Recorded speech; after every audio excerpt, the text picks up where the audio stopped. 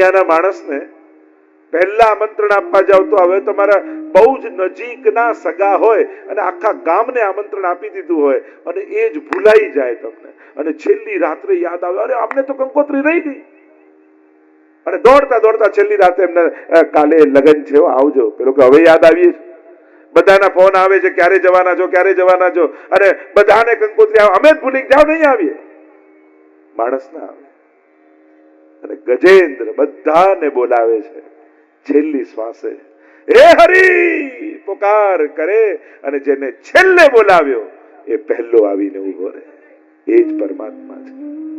છેલ્લી શ્વાસ સુધી તક આપે છે પરમાત્મા.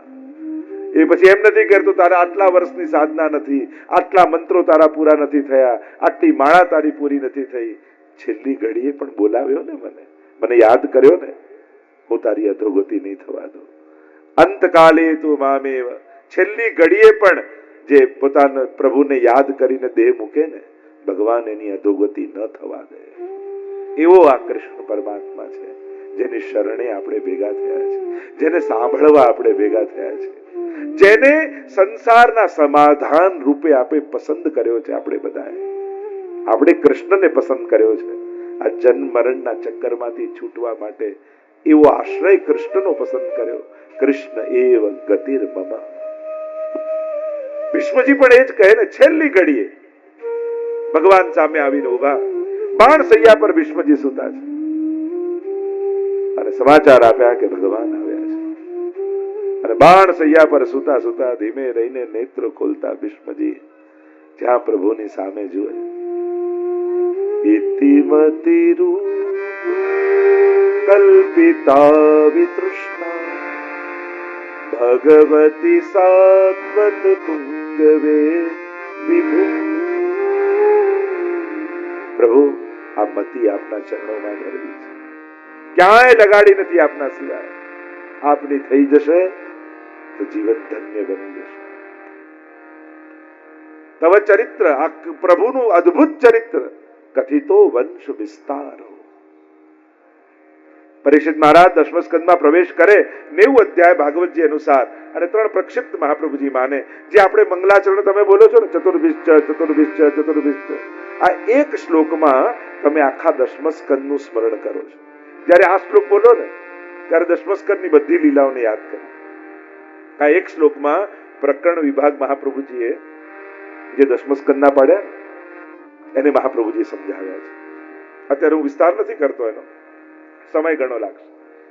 4 4 4 3 6 આમ 5 પ્રકારે મારા હૃદયમાં બિરાજો.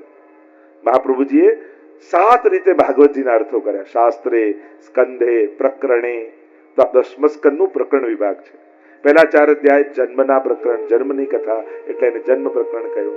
બીજું ચતુર્ભિશ્ચ છે તામસ પ્રકરણ, ત્રીજું ચતુર્ભિશ્ચ છે રાજસ પ્રકરણ, ત્રિભી એટલે સાત્વિક પ્રકરણ, ષડભી એટલે ગુણ પ્રકરણ. આમ 5 પ્રકારે મારા હૃદયમાં બિરાજો. કારણ કે દશમ સ્કંદ છે ને એ ભગવાનનું હૃદય છે. આપણે ત્યાં 12 સ્કંદો શ્રીનાથજીના 12 અંગ કહ્યા છે ભાગવતજીના.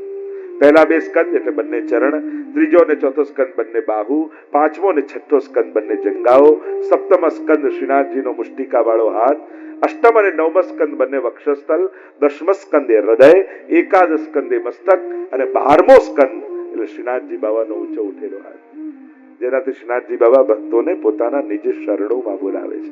આવ આવ આવ. 12મો સ્કંદ એ આશ્રય લીલા છે, પોતાના આશ્રયમાં બોલાવે. અને આશ્રયમાં આવે એટલે શ્રીનાથજી શું કરે, એના હૃદયને પોતાની મુઠ્ઠીમાં બંધ કરી લે. કમરમાં મુઠ્ઠી છે ને, એ શેના માટે છે? ભક્તોના હૃદયને મુઠ્ઠીમાં બંધ કરે. અને અંગૂઠો બહાર છે એટલે કે માયાને અંગૂઠો બતાવે છે કે હવે આ મારો થઈ ગયો એટલે તારા કામનો રહ્યો નથી, હવે તારો પ્રભાવ આના પર નહીં ચાલે. કારણ કે મામેવ યે પ્રપદ્યન્તે માયા મેતામ તરંતિ તે. ગીતાજી में कहा जो मेरे हुए वो माया से तर गए. એટલે પ્રભુના થવાની ઘટના શ્રીનાથજી બાબા નિકુંજના દ્વાર પર ઉભા રહીને ભક્તોને શરણમાં બોલાવી રહ્યા છે. જો આપણે ત્યાં ભારત વર્ષના જેટલા પ્રસિદ્ધ સ્વરૂપો ભગવત સ્વરૂપો બિરાજે છે, દરેકનો એક જુદો જુદો આકાર, જુદા જુદા સ્વરૂપો. એ સ્વરૂપ ભેદ, એનાથી લીલા ભેદ, એનાથી ભાવ ભેદ, કેવી સુંદરતા છે આપણે ત્યાં. તો આ પ્રભુનું ચરિત્ર દશમ સ્કંદમાં છે. અદ્ભુત ચરિત્ર છે. એટલે જ કહ્યું કે ગુરુદેવ સંક્ષિપ્ત ન કરતા વિસ્તારથી મને ભગવાનનું ચરિત્ર કહેજો. કહ્યું કોણ એવો આત્મઘાતી જીવ હશે જેને ભગવાનની કથામાં રસ નહીં આવતો હોય? નિવૃત્ત તર્ષય રૂપકીયમાના ભવૌ સદાછોત્ર મનોભિરામા ગૌતમ શ્લોક ગુણાનુવાદા પુમાન વિરજેત વિના પશુના. सुखदेव जी के आगे परीक्षित महाराज कहने लगे. दशम स्कंदનો પ્રારંભ થયો ને પરીક્ષિત બે હાથ જોડીને કહે છે તે જેની સમસ્ત તૃષ્ણાઓ સમાપ્ત થઈ ગઈ છે એના માટે ભગવાનની કથા એ ઔષધિ છે, દવા છે, ભવરોગને મટાડનારી. બીજા કોઈ રોગ કોઈને હોય ન હોય જુદી વાત, એક રોગ તો દરેકને લાગ્યો છે અને એ છે ભવરોગ. જો કોઈ લોકો મૃત્યુના જુદા જુદા, કોઈ કે હાર્ટ એટેક થી ગયા, કોઈ કે એક્સિડન્ટ થી ગયા, કોઈ કે આ બીમારીથી ગયા, જુદા જુદા લોકો મૃત્યુના કારણો બતાવતા હોય છે. પણ આ દુનિયામાં મૃત્યુનું એક જ કારણ છે. લોકો ભલે જુદા જુદા કારણ કહેતા હોય પણ એકમાત્ર કારણ આ દુનિયામાં મૃત્યુનું છે અને એ કારણ છે જન્મ. જાતસ્ય હિ ધ્રુવો મૃત્યુ. જેનો જન્મ થયો છે એનું મૃત્યુ નિશ્ચિત છે, અટલ છે. ઘણા એવા ઘર દુનિયામાં હશે જ્યાં કોઈ બાળકનો જન્મ ન થાય, પણ કોઈ એવું ઘર નહીં હોય જ્યાં કોઈનું મૃત્યુ નહીં થાય.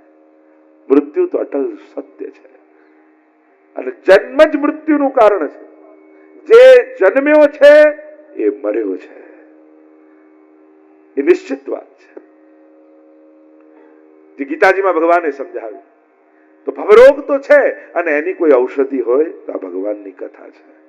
કારણ કે જેણે ભગવાનની કથા સાંભળી એ મર્યા નથી, એ જીવીને ગયા છે, એ અમર થયા છે. એટલે આજ સુધી પણ જો અમરત્વ એટલે કેવલ એક શરીરમાં રહેવું એ જ અમરત્વ નથી. કોઈના વિચારમાં જીવવું એ પણ અમરત્વ છે, કોઈની પ્રેરણામાં જીવવું એ પણ અમરત્વ છે, કોઈની લાગણીમાં જીવવું એ પણ અમરત્વ છે. જો આપણા ઘરના કેટલા વડીલો આજે પણ આપણે યાદ કરીએ, એવા ભગવતી હતા, એવા મરજાદી હતા, અને આજે પણ જેને યાદ કરો છો ને તમારી યાદમાં એ જીવે છે તો એ મર્યા ક્યાં છે? એ અમર છે. આટલા આટલા મહાપુરુષો, આચાર્યો, સંતો, ભગવંતો આજે પણ સમાજ એને યાદ કરે છે.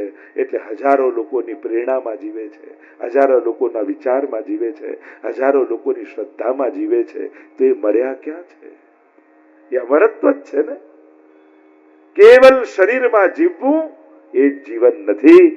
લોકોના વિચારોમાં અને લાગણીઓમાં જીવવું એ પણ અમરત્વનો પ્રકાર છે. નિવૃત્ત તર્ષૈર્વગીયમાનાદ ભવૌ સદા છોત્ર મનોભિરામ. આ તો ભવરોગને દૂર કરનારી ઔષધિ. પેલી ઔષધિ તો કડવી હોય, આ તો મીઠી છે. જેટલું પીતા જઈએ એટલે તો ગોપી ગીતમાં ગોપીજનો કહે છે ને, તવ કથામૃતમ તત્ર જીવનમ કવિ વિરીડિતમ કલ્મષાપહમ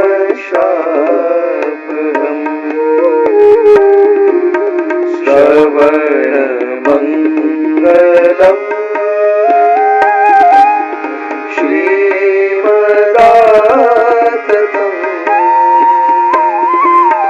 ભૂમિ ગૃણંતિ તે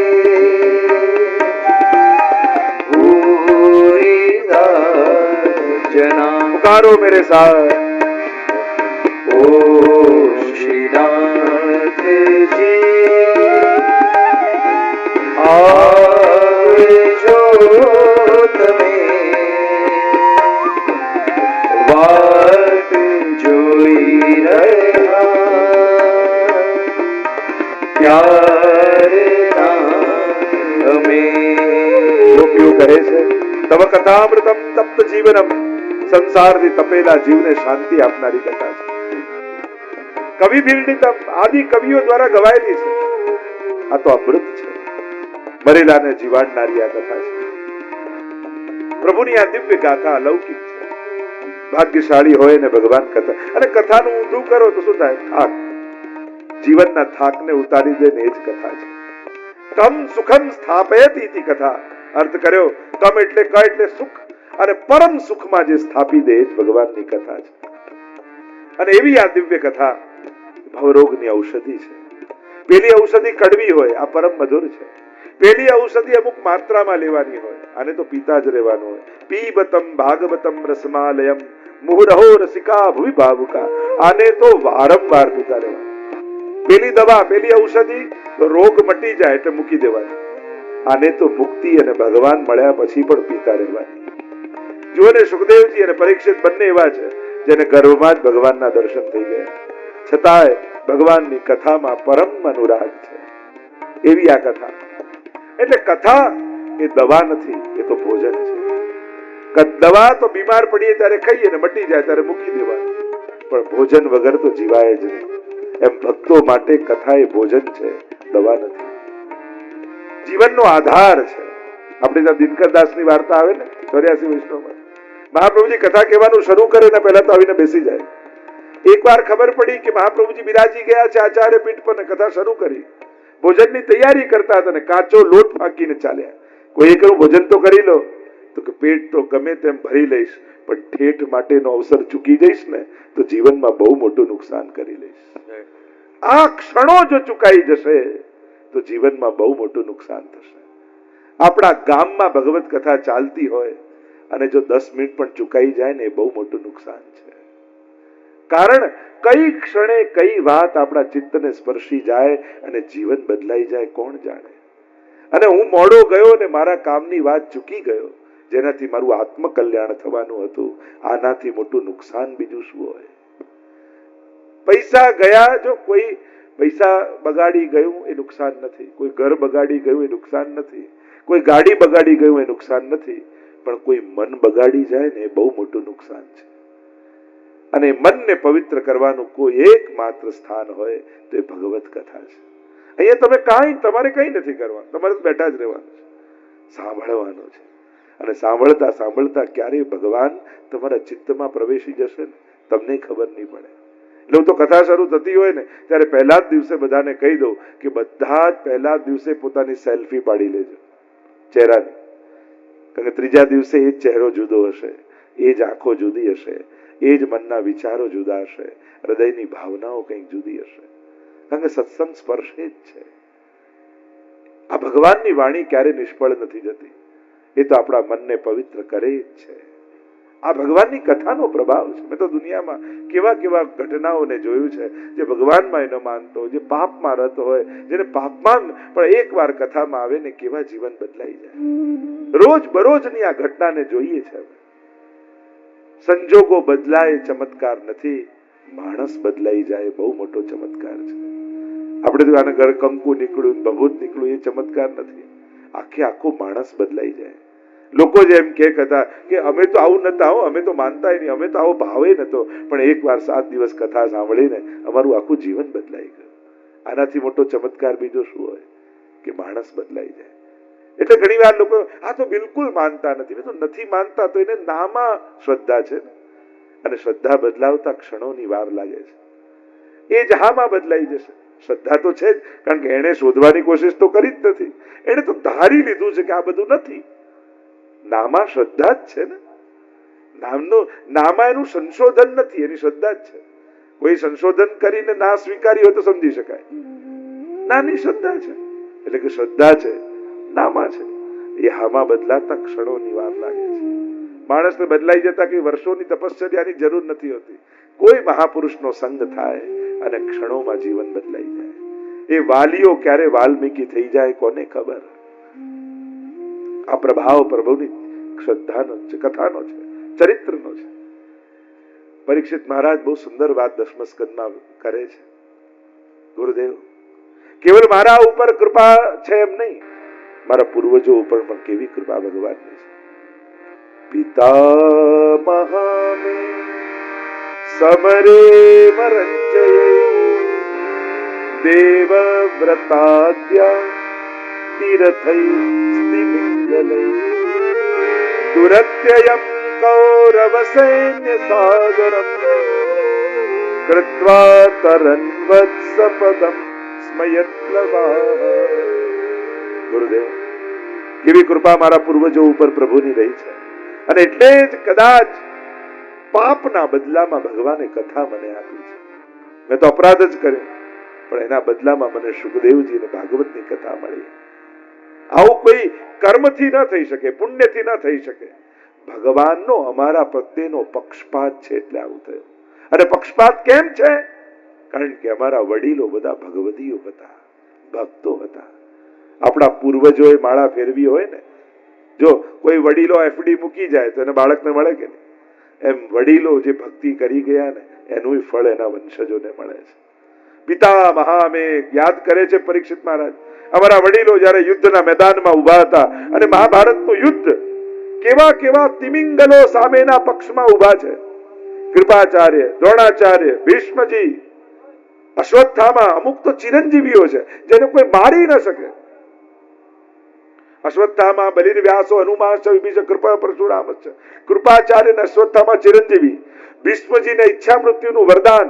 તમે જો ગણિત ગણવા જાઓ તો કોઈ હિસાબે બંધ બેસતું આવતું નથી કે પાંડવો જીતે. જો આ મેચ થાય ને ક્રિકેટની, ત્યારે લોકો પ્રિડિક્ટ કરે કે આટલા પ્લેયરો આમાં છે એટલે 80% ચાન્સ આ મેચ આ લોકો જીતે એમ પ્રિડિક્ટ કરે, કારણ કે આવા ખેલાડીઓ છે. એમ જો તમે મહાભારતના યુદ્ધમાં પ્રિડિક્શન કરવા જાઓ કે કોણ જીતે અને યોદ્ધાઓના બળની જો ગણતરી કરો તો ક્યાંય બંધ બેસતું આવતું નથી કે પાંડવો જીતે. ચિરંજીવીઓ જેને કોઈ મારી ન શકે, અને ભીષ્મજી જેવા તિમિંગલો જે હજારો માછલાઓને ગળી જાય એવા તિમિંગલ જીવો, એક ભીષ્મજી કાપી છે જીતવા માટે. અને એમાં તો દ્રોણાચાર્ય જેની પાસે ભણ્યા છે, કૃપાચાર્ય જે ચિરંજીવી, અશ્વત્થામા જેને ચિરંજીવીનું વરદાન, કેમ કરીને જીતા? છતાંય પાંડવો જીત્યા. કેમ? સંખ્યાથી જીત નક્કી નથી થતી. તમારી જોડે કેટલા ભેગા છે એ જીતનો પ્રમાણ નથી, પણ તમારી જોડે ભગવાન છે કે નહીં એ હંમેશા ચેક કરતા રહેજો. અને જો ભગવાન બાજુમાં ઉભેલા દેખાય તો માનજો વિજય મારો નિશ્ચિત છે. ભગવાન એટલે સત્ય, ભગવાન એટલે આનંદ, ભગવાન એટલે પરોપકાર, ભગવાન એટલે સદગુણ. જ્યારે તમને એ તમારી બાજુમાં દેખાય ને તો માનજો કે જીત અમારી ચોક્કસ છે. વસ્તુ મળી જવી જીત નથી. ઘણીવાર જીત, સત્ય, આ બધાની વ્યાખ્યા આપણે જુદી કરીએ છીએ. વસ્તુથી ગણીએ છીએ, પદાર્થથી ગણીએ છીએ, વ્યક્તિથી ગણીએ ના, એની વ્યાખ્યાઓ જુદી રીતે થાય છે. એટલે હંમેશા લોકો એમ કહેતા ને કે આપણું તો બહુ મોટું ફ્રેન્ડ સર્કલ હો, આપણે તો બહુ મોટું, જે કામ કરાવવું આમ થઈ જાય. એવા વ્યક્તિઓએ પણ મેસેજ કરવા પડ્યા કે હું પોઝિટિવ છું, કોઈ ઘરે આવતા નહીં. કોરોનામાં તો એવા લોકો મેસેજ મોકલવા પડે જે કે એક ફોન કરું 10 જણા ઉભા થઈ જાય કે કોઈ આવવા તૈયાર નથી. ભાઈ તું પોઝિટિવ છું, એમ તો આખી જિંદગી નેગેટિવ જ રહ્યો ને આજે પોઝિટિવ થયો હતો. અને એટલા માટે અસમર્થતાનું જ્ઞાન માણસને થાય ને કે હું અસમર્થ છું, ત્યારે ભગવાનના સામર્થ્યનું ભાન એને થતું હોય છે. પ્રભુ સર્વ સમર્થો હિ તતો નિશ્ચિત તતામ વ્રજે.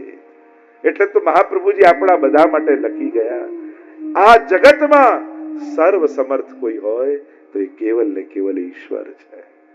બાકી દરેક માણસ અસમર્થ છે. કોઈના સહારે જ આપણે બધા જીવીએ છીએ. તમને એમ મારે કોઈની જરૂર નહીં તો ઘરના લોકોને છોડીને બહારના ફ્રેન્ડોને ભેગા કરશો.